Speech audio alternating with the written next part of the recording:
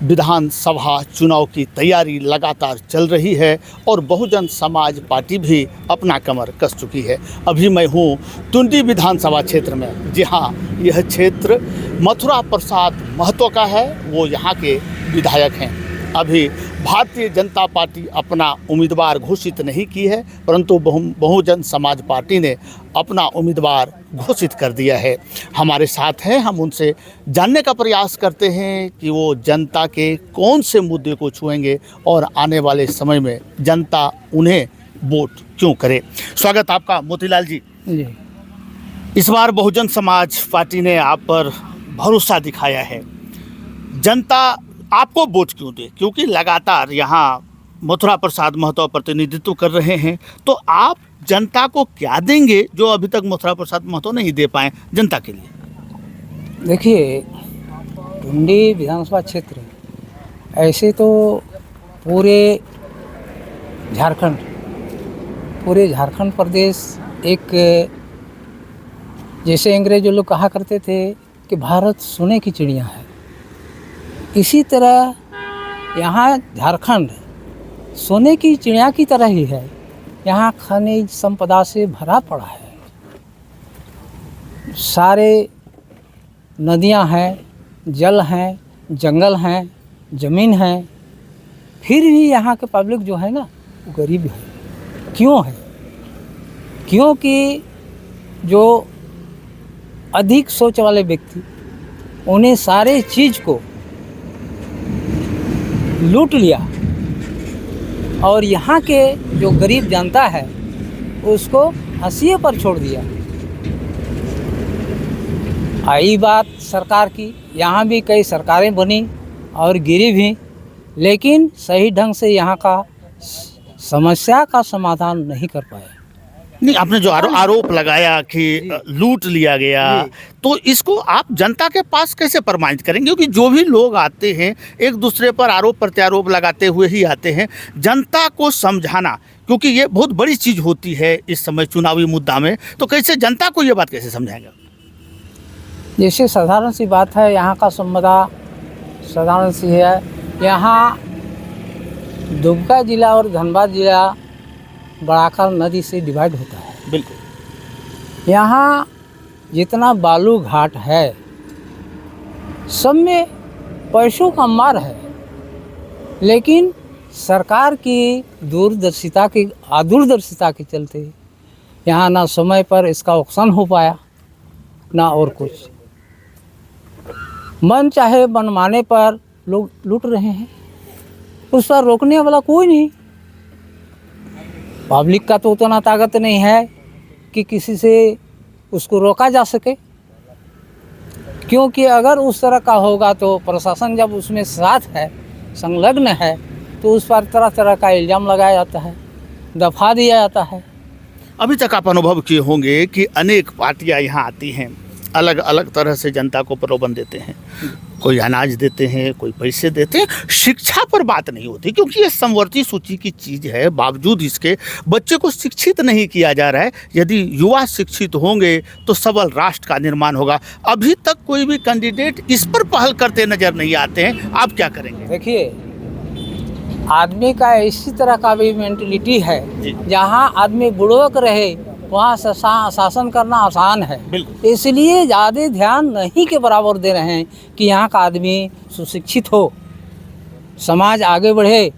इस तरह की सोच नहीं है। आप क्या करेंगे? सीधा सवाल आपसे। मेरा तो विचार है, अगर यहाँ से मैं जीत जाऊँ तब तक शिक्षा पर कोशिश करेंगे। शिक्षा में कमी क्या देख रहे हैं आप? समिति यहाँ तो है, ऐसे तो पूरे देश में ही है कि यहाँ मध्याह्न भोजन होता है। पढ़ाई के बारे में तो कुछ नहीं है। सरकारी स्कूल में शिक्षक की कमी है। बच्चा आते हैं, झोला रखते हैं, मध्याह्न भोजन करते हैं, चल जाते हैं। तो आप अपने समय में इसमें सुधार लाएंगे? मेरा तो विचार है इसमें सुधार करना जरूरी है, कोशिश करेंगे। अनंत शुभकामनाएं आपको आगामी चुनाव के लिए। अब हम आते हैं दूसरी ओर बहुजन समाज पार्टी के निरसा के ये उम्मीदवार हैं। इस विधानसभा में निरसा को ये प्रतिनिधित्व करेंगे, ये अपनी बात जनता तक पहुंचाएंगे। हम इनसे लेने का प्रयास करते हैं। बाबू जी, बहुत बहुत स्वागत आपका। जी, आपको भी धन्यवाद। आप जो जनता के बीच जाएंगे, क्योंकि जो दिखता है वो बिकता है, आप करते क्या हैं इसे कोई नहीं देखा जाता है। 15 लाख अभी तक किसी के खाते में नहीं आए, लेकिन लोग आज तक वोट करते रहे। तो आप जनता के बीच क्या लेकर जाएंगे? ये सही बात है जो मोदी जी ने वादे किए थे अपने प्रधानमंत्री बनने के लिए।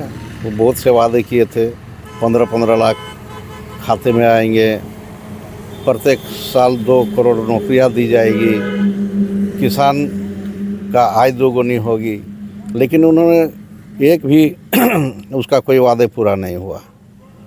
और हमारे बहुजन समाज पार्टी जो है, इनका जो राह है, रास्ता है, ये एक बहुत ही ढंग से है, बहुत अच्छी तरह से है।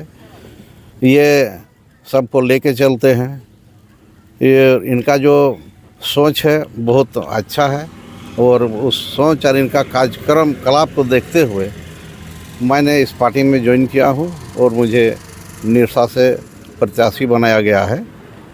मैं अगला अगर वहाँ से चुनाव जीत के आता हूँ तो मैं सबसे पहले वहाँ सबसे ज़्यादा गरीब निरसा में है। ऐसे देखा जाता है कोलफील्ड क्षेत्र है, लेकिन हम बहुत जगह भ्रमण किए, लेकिन उस तरह का नहीं लगा।